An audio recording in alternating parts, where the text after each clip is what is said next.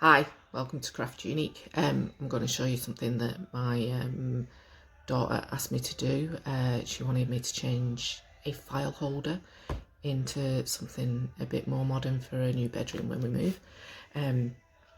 So as well as the file holder, I used some Bohemia paper, which is just a book of paper.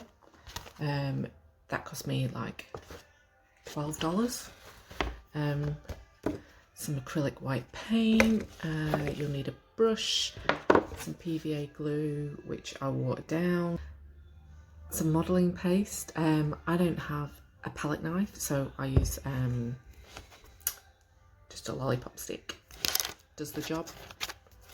Some scissors to cut up your paper, and a stencil. This is the only stencil I own.